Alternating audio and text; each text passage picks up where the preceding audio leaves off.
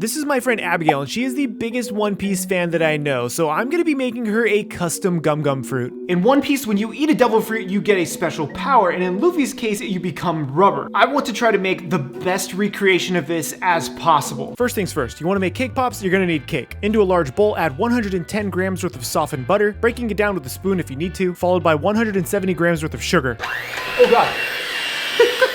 Okay, that was definitely on. I honestly don't know how he survives. We need to start creaming the butter and the sugar together. This just means you're basically incorporating everything together until it's nice and smooth and fluffy. But my butter wasn't soft enough. We're just gonna use Chef Mike. It's okay. After utilizing Chef Mike for about 15 seconds, my butter has softened, and now we can finally start creaming this thing together. I also probably should have used a smaller bowl instead of this giant one because it was proving a pain to work with. Once you have your butter and your sugar creamed together, start slowly adding in a total of 4 ounces worth of milk split in 2 parts. This bowl is just it's way too big. This is a poor decision. Yeah, you should have figured that out before you started, huh? Now that you have a smaller bowl, we're going to add in 1 whole egg to your mixture. Blend this egg in until you no longer see any streaks of egg yolk or egg white. After all of that's fully blended in, add in the second part of your milk, and once the milk is fully combined, this is when you add in your second egg. After that second egg is fully incorporated, all of your wet ingredients should be ready. This is when you add in 200 grams worth of cake flour, along with a pinch of salt, 12 grams worth of baking powder, and around 25 grams worth of shredded coconut, and then, of course, the obligatory splash of vanilla. Give this a good old mix, making sure that all of that flour is completely incorporated with all of your wet ingredients. After mixing it with my mixer, I decided to use a spatula to finally bring it together. It's really that easy to make homemade cake. It really is that easy to make.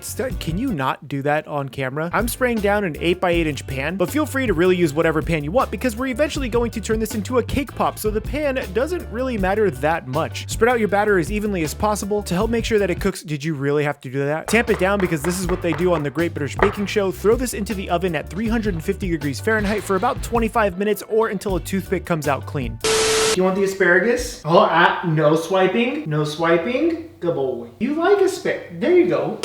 Now that Gandalf has been fed his asparagus, our cake is ready to pull out of the oven. Yes, feeding him took 25 minutes, but this cake is done and ready to cool down. Let that hang out until we need it later. Now for the Jiggly Jum Jum Mango. Listen, it's October. It's kind of hard to find tropical fruit in the PNW. So yes, this is frozen mango chunks from Costco. Hey now, don't hate on frozen mango chunks from Costco. They are amazing. To my 400 grams worth of mango chunks, I'm adding in around 40 grams worth of sugar, followed by about 30 grams worth of water, and now we just wait. After around 30 minutes over a medium heat, our mango has started to break down. Attempt to season it like Salt Bae, just fail at doing it. Squeeze in 1 whole lemon worth of juice into that mango puree to give it that nice fresh pop that we're really looking for. Pull out any lemon seeds because no one wants lemon seeds in their mango puree. No seeds in your puree. That's just not fun for anyone. It's really not fun for anyone, so make sure you pull those seeds out and then puree this until super silky smooth. Now I'm going to also add a touch of white wine vinegar. If you can't have wine, feel free to leave it out. And then I added another 40 grams worth of sugar just to bring up the sweetness because it just wasn't quite there. After cooking this down for an additional 4 or 5 minutes over that medium heat, this is when we're going to thicken it with a hefty amount of cornstarch slurry. I used around 20 grams worth of cornstarch to make my slurry to get it this thick. You probably can't see that it is thickening up.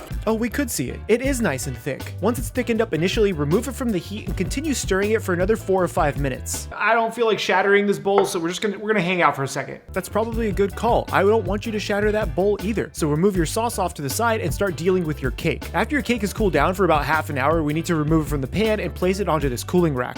Fail to remove the cake from the pan, try multiple times and realize that you still need to loosen this thing up, so grab yourself an offset spatula, carefully try to remove the cake, finally remove the cake, realize you shredded the cake. Okay, it's kind of survived. Pretty good cake though. How much cake have you eaten? Now hear me out. This doesn't matter because we only really need half of the cake, but we're also making a giant cake pop. Now he's not wrong. We are making a giant cake pop, and no, not K-pop, which would be kind of weird to stuff into a ball, but throw the cake to the side and let it cool down while you start cooling down your mango jiggly jam jam. This does need to cool down overnight, so make sure you throw this in the fridge. Next up is the cream cheese coconut buttercream to bind everything together. In a small bowl, we're going to combine equal parts cream cheese with butter. First off with the Really? Yep. So yeah, equal parts cream cheese and softened butter. In this case, I'm using about 80 grams of cream cheese and 80 grams of butter, bringing these together with my hand mixer, scraping down the sides as necessary to make sure everything is fully combined. Add your obligatory splash of vanilla, followed by 40 grams worth of powdered sugar. Mix all of this together until it's nice and smooth, because remember, no one wants lumps of butter or cream cheese in their buttercream. Give it a good old taste. It's so simple. It's only 4 ingredients, but it's so freaking good. Joke's on you, it's actually 5 ingredients because we're adding shredded coconut to this as well. Add in 20 20 grams worth of shredded coconut, and now your buttercream cream cheese coconut frosting is finally done. Throw a lid on this and place it in the fridge. Now the cake has to fit into the mold that we have, and those molds are made by MatterHackers. We'll get into that in just a second. Now to make a cake pop is super straightforward. You just need to cut your cake or crumble it into whatever desired pieces you have, and in this case I'm using half of our cake and then cutting it into nice sized chunks. The reason for the chunks is because I don't want the cake to be super dense. Typically when you're making cake pops, everything just gets crumbled into a bowl and then frosting laid into it, and then you have this really dense cake pop, which, can you stop eating the cake? We need to talk about the cake. Stop eating the... Paul, how much of the cake are you gonna eat? I know it's good, but come on. So yes, I like to cube my cake for cake pops instead of crumbling it, just because I like the overall texture better. After cutting your cake, throw this in a container and place it to the side. With all of our cake components done, there's only one thing left to do, and that's to make the chocolate mold. The fine people at MatterHackers were able to help me out with this project by not only printing me a life-size Gummo Gummo fruit, but they also made me the molds that I'll need, so that way I can make a chocolate casted Gummo Gummo fruit that we're gonna stuff with all of that cake. This isn't your ordinary cake pop. Take it away, Alec. I'm Alec from MatterHackers, the #1 shop and online store for 3D printers and materials, and I'm a subject matter expert in all sorts of creative methods. When CHEFPK reached out to us for some help with the Gummo Gummo Devil Fruit from One Piece, we were happy to lend our expertise. For this project, we used a couple different tools to make this happen. We started by finding the right 3D model of the Gummo Gummo that would be perfect to 3D print and make a mold from. You can find the link in the description below. Once we had the model, I 3D printed on the Craftbot XL 3D printer using Protopasta HDPLA filament for its thermal resistant properties, because this would be vacuum formed to perfectly capture its shape. The Mickey form box made quick work of the finished 3D prints, taking only a few minutes to go from 3D print to a ready to cast form. All the items that I just used can be found at MatterHackers.com. And with these finished, they were ready to send off to CHEFPK and get this project rolling. I honestly couldn't have experimented without MatterHackers, so I'm super thankful that we get these really cool molds to test out all this chocolate molding in. I threw in some chocolate into one and hoped for the best. After pulling out that chocolate mold out of the freezer, I was able to try to release this from the mold. I ended up having to cut the mold so this way I could actually get the chocolate out of there, but it failed multiple times until one fated attempt. This is gonna work. This is gonna work. This is gonna work. I'm so stoked. This is so good. Rachel! And he's gone. And he's back. Now we gotta use the real mold. Damn it. Now the other molds that they had sent me don't have this weird spacer that I couldn't really utilize, so I'm using these secondary molds that they sent me as well, making sure that I cut a slit into this mold so this way I could release the chocolate from it. In hindsight, I could have actually cut the mold entirely in half, but I don't know if I would have been able to line them up as well. So instead, I made my little cut through the center and then used a bit of painter's tape to make sure it was totally sealed so no chocolate crept through. Smelled some chocolate, yeah? It is 8:30 in the morning. I just had 1 cup of coffee. No more complaining. Get this cake done. We gotta get it to Abigail. I used pre-tempered chocolate and Chef Mike to help me along just to get it done. Honestly, don't know if this is enough chocolate, so we're gonna go for it. You know, I will admit, every time he says we're just gonna go for it, it's like a 50-50 shot, so let's just go for it. And go for it we shall. This time I am using white chocolate to try to make the purple pop later. I don't even know why I'm showing you this camera. You can't see the white on white. Just assume that you want to make the chocolate even. Yes, you do want to make the chocolate even, so this way the shell isn't too thick in different parts. I then used the back of a spoon to fill any crevasses in that shell and then dumped out any excess chocolate. I've never tried this before. I'd rather have a little thicker of a chocolate than thinner because knowing me, it's gonna shatter. Yes, knowing him, it is going to shatter, so I proceeded to do the same thing with the next shell, making sure it was as even as possible. Now with a pretty comfortable second layer in there, we're gonna throw them in the freezer for like 3 to 4 minutes to fully harden before we try to get these things out of here. And to make them fully harden, I popped them in the freezer for a few minutes while I did the dance. This is the moment of truth. This is the moment of truth. We've already tried this before and we were able to pull out the chocolate ones earlier, so hopefully this does come out nice and clean. This is a lot harder than I thought it would be. This was actually very difficult to remove from the second mold, but after a few attempts, I got it. Yes! Yes!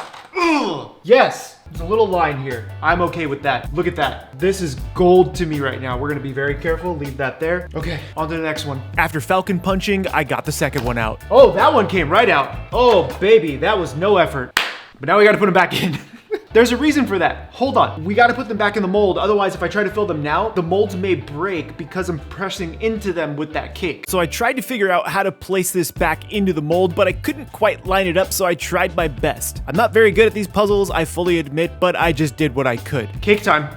I'm excited. This is it. This is like the final stretch now. Well, we still have like 8 things to do, but still. Final stretch aside, it is time to fill these molds with our cake. To do this, I poured out some of my cake into the mold to try to get some semblance of a measurement, moment. Did that twice, spilled cake all over the place, but got cake into the bowl eventually. Clean up my mess before Gandalf eats cake because it's not good for kitties. So I may or may not have microwaved my frosting just a little too long to get the chill off. This is okay.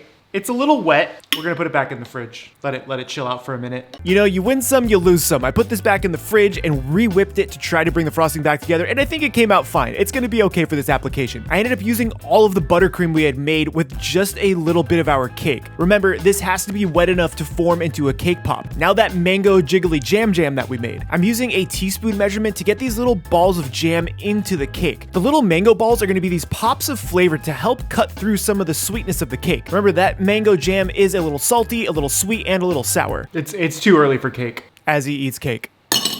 But damn, that is good. Oh, that little pop of mango. Okay, moment of truth. That's it. That's all the cake you get, because the rest of it we have to form into a ball and stuff into our white chocolate mold. Remember, be very, very gentle here, otherwise you can crack that mold. I will be proud to say, I was very gentle. I did not crack these molds.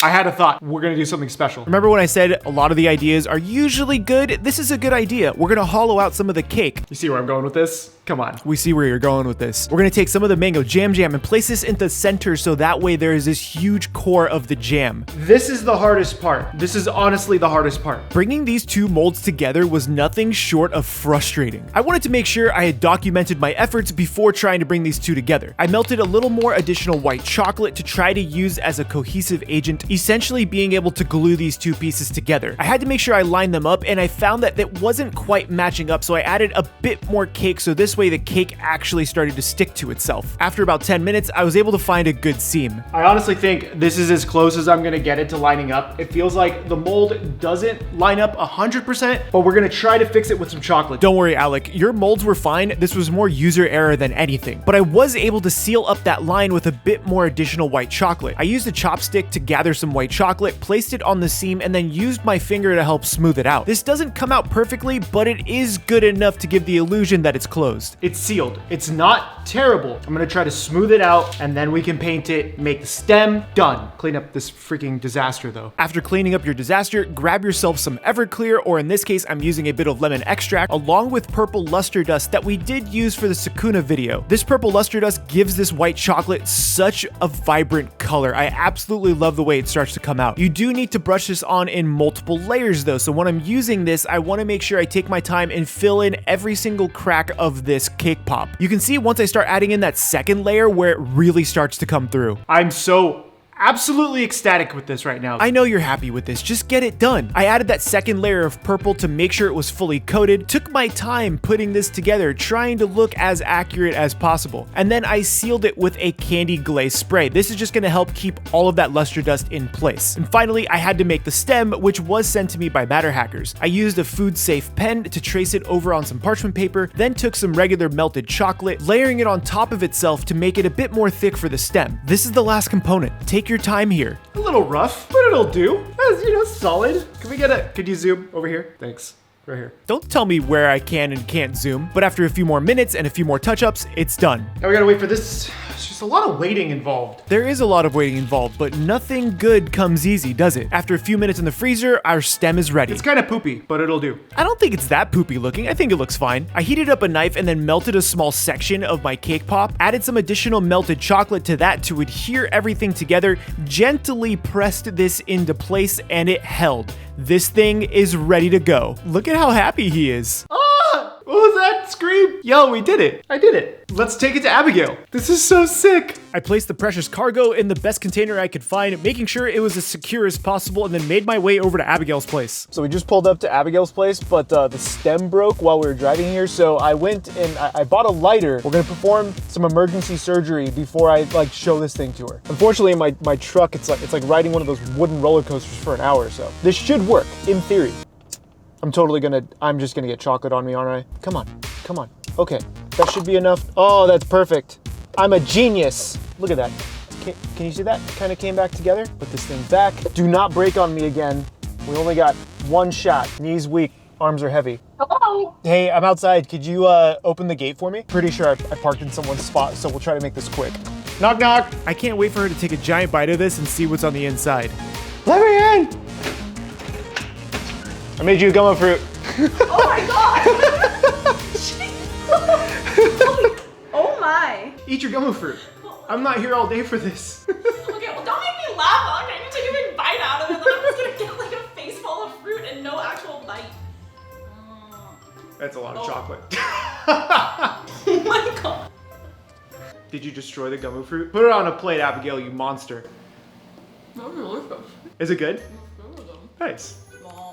Can we see what the inside? I don't even know what the inside looks like. I made Abigail cut this in half just so you guys can see the inside, and the inside is pretty glorious. Deliciousness. Hold on, that came out pretty good. If you guys want to see us both at Anime NYC, we're going to be there this year. Thank you to Anime NYC for sponsoring today's video. If you want to check out how to get tickets, check out the links below for all of that. I'll be giving some away on Twitter, and yeah, enjoy your breakfast. I'm feeling funny. Bye.